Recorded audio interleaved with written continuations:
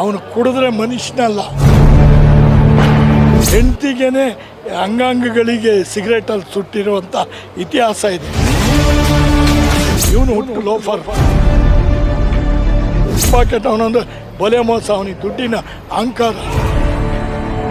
ಅವಳ ಕಿತ್ತೋದು ಇಕ್ಕೊಂಡು ದರ್ಶನ್ಗಿರೋ ಗಾಂಚಲಿ ದುರಂಕಾರ ಯಾರಿಗೂ ಇಲ್ಲ.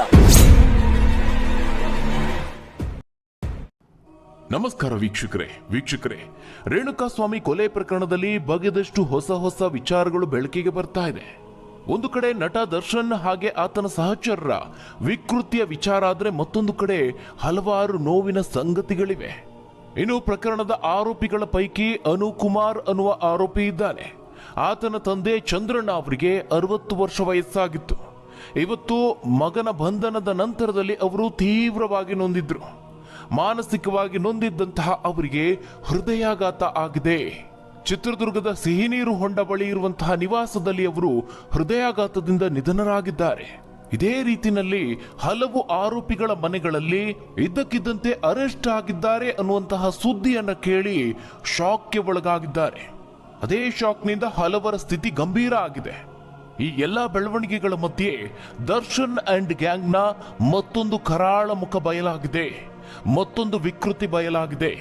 ರೇಣುಕಾಸ್ವಾಮಿ ಕೊಲೆ ಪ್ರಕರಣದಲ್ಲಿ ರೇಣುಕಾಸ್ವಾಮಿಗೆ ಯಾವ ರೀತಿಯಾಗಿ ಹಿಂಸೆಯನ್ನ ನೀಡಿದ್ರೋ, ಮರ್ಮಾಂಗಕ್ಕೆ ಒದ್ದು ವಿಕೃತಿಯನ್ನ ಮೆರೆದಿದ್ರೋ, ಆತನನ್ನ ಚೆಂಡಿನಂತೆ ಎಸೆದು ತುಳಿದು ಲಾರಿಗೆ ಆತನ ತಲೆಯನ್ನ ಡಿಕ್ಕಿ ಹೊಡೆಸಿ ಯಾವ ರೀತಿಯಾಗಿ ಆತನಿಗೆ ಚಿತ್ರ ಹಿಂಸೆ ನೀಡಿದ್ರೋ, ಅದೇ ರೀತಿಯಾದಂತಹ ಮತ್ತೊಂದು ಪ್ರಕರಣ ಬೆಳಕಿಗೆ ಬಂದಿದೆ.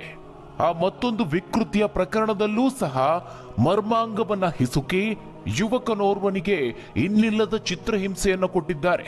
ಅಷ್ಟೇ ಅಲ್ಲ, ಆತನಿಗೆ ಮನಸ್ಸೋ ಇಚ್ಛೆ ಹಿಗ್ಗಾಮುಗ್ಗ ಥಳಿಸಿದ್ದಾರೆ. ಇದಲ್ಲದೆ ನಟ ದರ್ಶನ್ಗೆ ಮತ್ತೊಂದು ಆಘಾತ ಎದುರಾಗಿದೆ. ದರ್ಶನ್ ಅಂಡ್ ಗ್ಯಾಂಗ್ನ ಮೇಲೆ ಮತ್ತೊಂದು ಕೇಸ್ ಕೂಡ ದಾಖಲಾಗಿದೆ.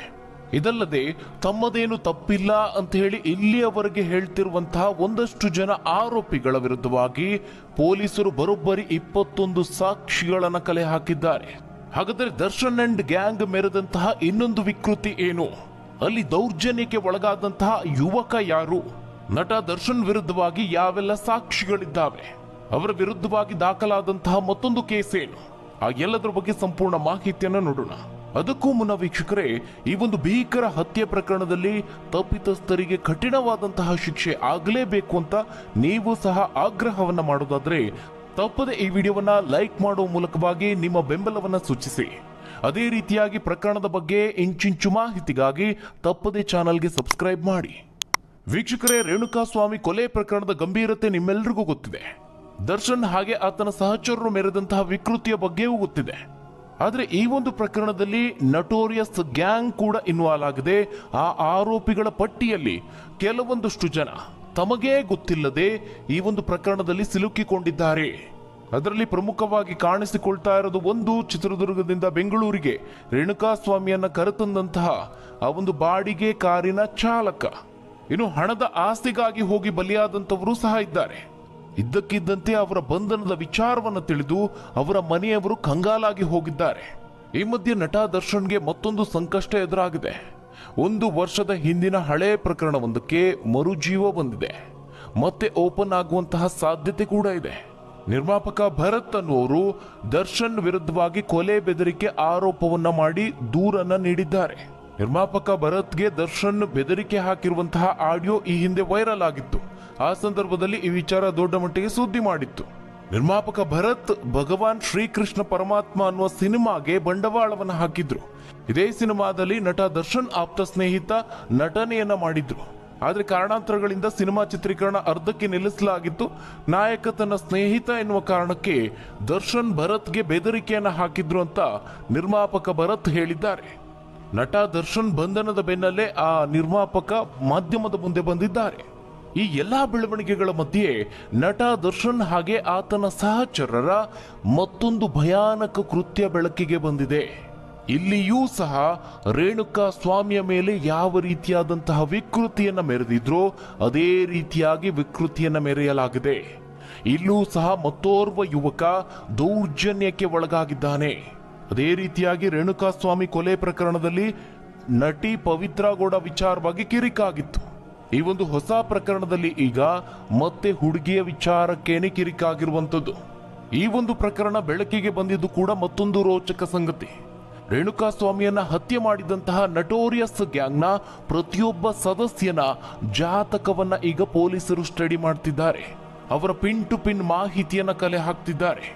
ನಟ ದರ್ಶನ್ ಜೊತೆಗೆ ಗುರುತಿಸಿಕೊಂಡಿರುವಂತಹ ಸಹಚರರ ವಿಕೃತಿಗಳು ಒಂದೊಂದೇ ಬಯಲಾಗ್ತಾ ಇದೆ. ಇದೀಗ ಇದೇ ನಟ ದರ್ಶನ್ನ ಸಹಚರರು ವಸಂತ್ ಅನ್ನುವ ಯುವಕನ ಮೇಲೆ ಹಲ್ಲೆ ಮಾಡಿರುವಂತಹ ಪ್ರಕರಣ ಬೆಳಕಿಗೆ ಬಂದಿದೆ. ಅದರಲ್ಲೂ ದರ್ಶನ್ ಪರಮಾಪ್ತನಾಗಿ ಗುರುತಿಸಿಕೊಂಡಿರುವಂತಹ ಬೆಂಗಳೂರಿನ ಬಾರ್ ಒಂದರ ಮಾಲೀಕ ಆಗಿರುವಂತಹ ವಿನಯ್ ಅನ್ನುವ ವ್ಯಕ್ತಿ ವಸಂತ್ ಅನ್ನುವ ಯುವಕನನ್ನ ತನ್ನ ಸ್ಥಳಕ್ಕೆ ಕರೆತಂದು ಕೋಣೆಯೊಂದರಲ್ಲಿ ಆತನಿಗೆ ಚಿತ್ರಹಿಂಸೆಯನ್ನು ನೀಡಲಾಗಿದೆ. ಆತನಿಗೆ ಹಿಗ್ಗಾಮುಗ್ಗ ಥಳಿಸಿ ಕುರ್ಚಿಯಿಂದ ಹೊಡೆದು ಕಾಲಿನಿಂದ ಒದ್ದು ಆತನಿಗೆ ಚಿತ್ರಹಿಂಸೆಯನ್ನು ನೀಡಿದ್ದಾರೆ. ಆ ವಸಂತ್ ಅನ್ನುವಂತಹ ಯುವಕ ಆತನಿಗೆ ಪರಿಪರಿಯಾಗಿ ಬೇಡಿಕೊಳ್ತಾನೆ, ಅಣ್ಣ ನನಗೆ ಹೊಡಿಬೇಡಿ, ಅವಕಾಶವನ್ನ ಕೊಡಿ ಅಂತ ಪರಿಪರಿಯಾಗಿ ಬೇಡಿಕೊಂಡ್ರೂ ಸಹ ಸ್ವಲ್ಪವೂ ಅವಕಾಶ ಕೊಡದೆ, ಸ್ವಲ್ಪವೂ ಗ್ಯಾಪ್ ಕೊಡದೆ ಆತನಿಗೆ ಇನ್ನಿಲ್ಲದ ಹಿಂಸೆಯನ್ನ ಕೊಟ್ಟಿದ್ದಾರೆ. ಕೇವಲ ಇದಿಷ್ಟೇ ಅಲ್ಲ, ಆ ಯುವಕನ ಮರ್ಮಾಂಗವನ್ನ ಹಿಸುಕಿ ತಿವಿದು ಕಾಲಿನಿಂದ ಒದ್ದು ವಿಕೃತಿಯನ್ನ ಮೆರೆದಿದ್ದಾರೆ. ಆ ವಿಡಿಯೋದ ದೃಶ್ಯಗಳನ್ನ ನೋಡ್ತಾ ಇದ್ರೆ ಬಹಳ ಆಘಾತಕಾರಿಯಾಗಿದೆ. ಒಂದು ಕಡೆ ಆತ ಬೇಡ ಬೇಡ ಅಂತ ಹೇಳಿ ಕಿರುಚಿಕೊಳ್ತಾ ಇದ್ರೆ, ಆ ನೋವಿನಲ್ಲಿ ಆತ ಒದ್ದಾಡ್ತಾ ಇದ್ರೆ, ಅದನ್ನ ಕೇಳ್ತಾ ಕೇಳ್ತಾ ಆರೋಪಿಗಳು ಮತ್ತಷ್ಟು ಆತನ ಮೇಲೆ ದಾಳಿಯನ್ನ ನಡೆಸುತ್ತಿದ್ದಾರೆ. ಇದಕ್ಕೆ ಸಂಬಂಧಪಟ್ಟಂತಹ ವಿಡಿಯೋ ವೈರಲ್ ಆಗುವ ಮೂಲಕವಾಗಿ ದರ್ಶನ್ ಸಹಚರರ ಮತ್ತೊಂದು ಕರಾಳ ಕೃತ್ಯ ವಿಕೃತಿ ಬಯಲಾದಂತಾಗಿದೆ. ಇಲ್ಲಿ ಹಲ್ಲೆಗೆ ಒಳಗಾಗಿರುವಂತಹ ವ್ಯಕ್ತಿ ವಸಂತ್ ಅನ್ನುವ ಫ್ಯಾಷನ್ ಫೋಟೋಗ್ರಾಫರ್. ಆತ ಮಾಡೆಲ್ ಓರ್ವಳ ಜೊತೆಗೆ ಬಹಳ ಕ್ಲೋಸ್ ಆಗಿ ಇದ್ದಂತೆ.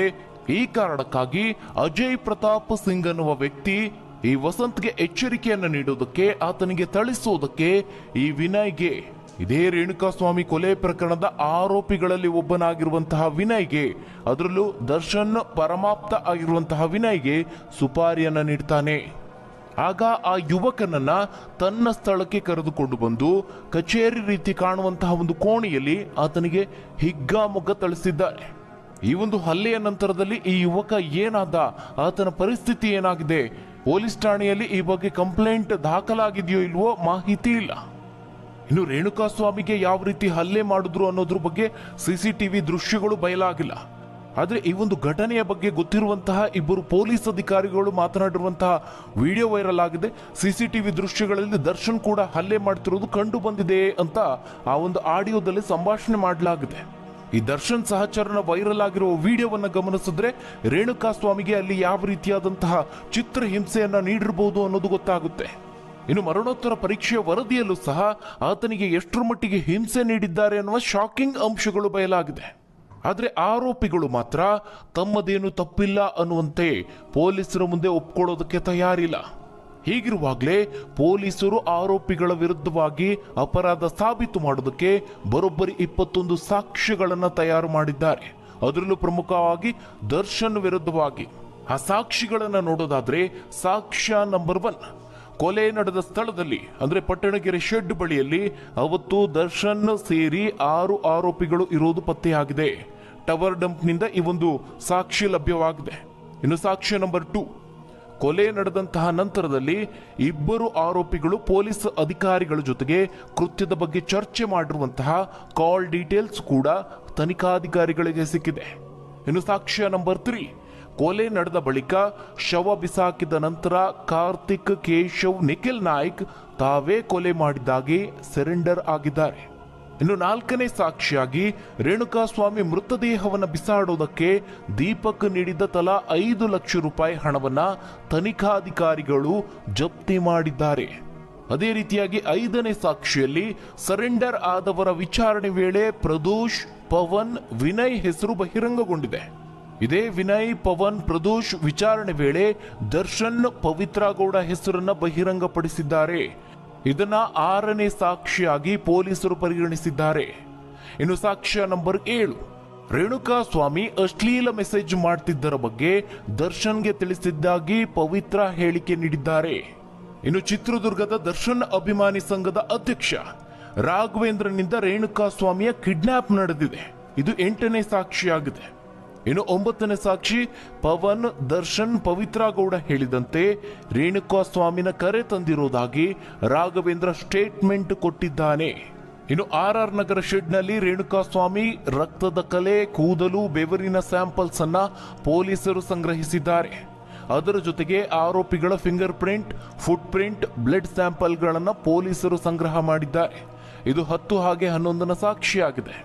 ಇನ್ನು ಸ್ಥಳದಲ್ಲಿ ಪತ್ತೆಯಾದಂತಹ ಒಂದಷ್ಟು ಕುರುಹುಗಳ ಆಧಾರವಾಗಿ ಆರೋಪಿಗಳ ಹಾಗೆ ರೇಣುಕಾ ಸ್ವಾಮಿ ಸ್ಯಾಂಪಲ್ಸ್ಗಳನ್ನ 12ನೇ ಸಾಕ್ಷಿಯಾಗಿ ಪರಿಗಣನೆ ಮಾಡಲಾಗಿದೆ. ಇನ್ನು 13ನೇ ಸಾಕ್ಷಿಯಾಗಿ ಕೊಲೆ ನಡೆದಂತಹ ಬಳಿಕ ದೀಪಕ್ ವಿನಯ್ ಕಡೆಯಿಂದ ದರ್ಶನ್ಗೆ ಪದೇ ಪದೇ ಕಾಲ್ ಹೋಗಿದೆ.